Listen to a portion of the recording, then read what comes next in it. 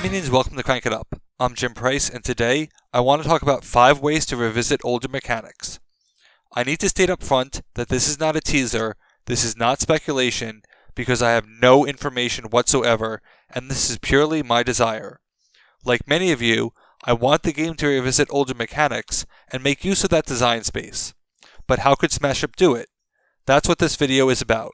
These mechanics are meant to be general purpose and can apply to several factions rather than specific ones.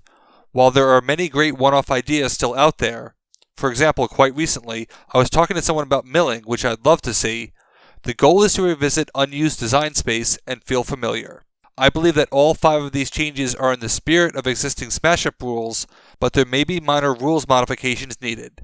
In most cases, they would not impact anything, and would just facilitate using the old mechanics in new ways. What I won't be covering necessarily are the logistical considerations of these mechanics, which would become self-evident when you hear them. The first mechanic I'd like to revisit is Madness. Many players have suggested going back to Madness and coming up with a different ability for it. Paul mentioned this himself when we interviewed him a few years ago. But what would the new Madness card do? Spencer Funari sent me a great suggestion where Madness is like Heirloom, growing in power based on quantity. I want to take it one step further and make it a standard action where you gain power for each Madness in your hand at the same rate as Heirloom, but faster. This would incentivize Madness hoarding, especially if you don't know which Madness card you're going to get. Since there are 30 Madness cards, I propose a deck comprised of 3 sets of 10, each with their own ability.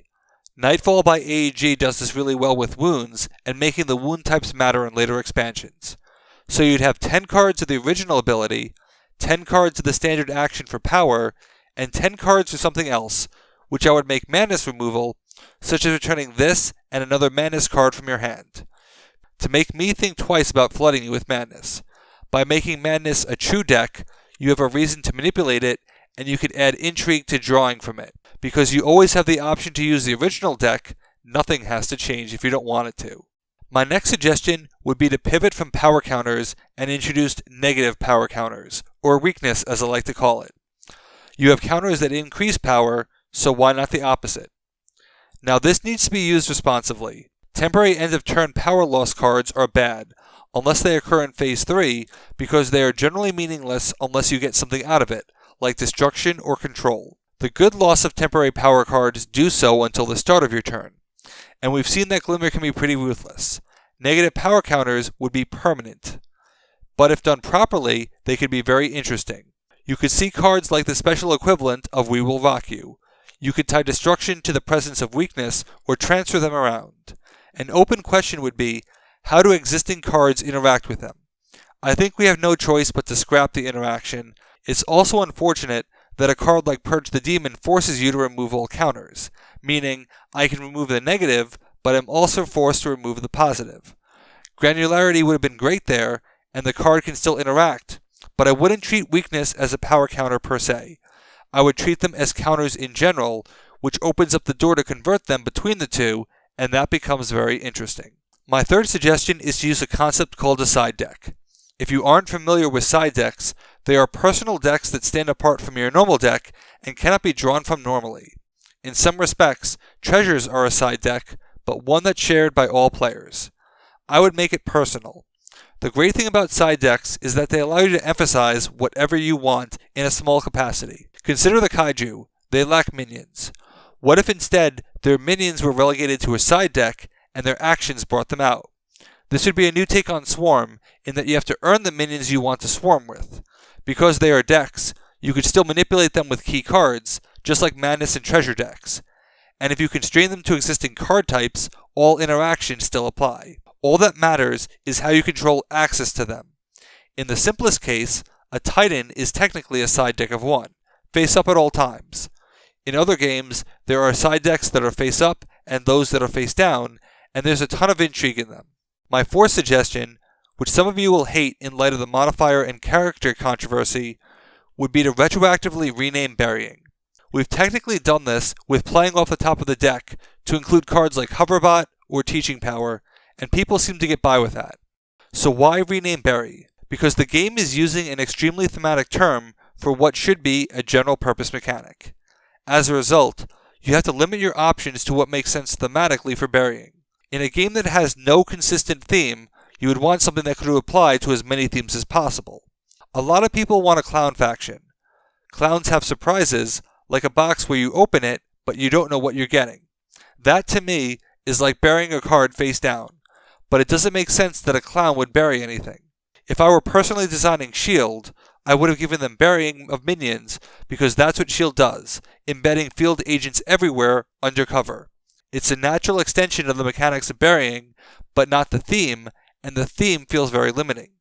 You need to limit it to gophers, worms, or anything ground-centric, and that's unfortunate. A more general name allows it to be freely used. Consider the other general-purpose mechanics: talents, power counters, play on minion actions. They are all generically named.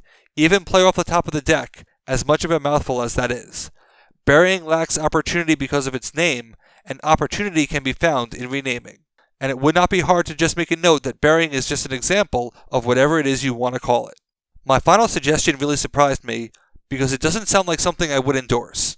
But Titans are part of the game, so how do you innovate in that space, besides more Titans? The answer is more Titans, but not in the way that you think. Right now, there is a limitation of 1 Titan per player, which is necessary. There would be some brutal combos otherwise. But what if the rule instead were 1 faction's Titans per player? Or 1 faction may have its Titans out per player. This would keep everything the same, but open up the possibility that a faction had multiple Titans that could be out at the same time. For balance reasons, they would need lesser abilities, but still get the benefits of being Titans, which are relatively counterproof.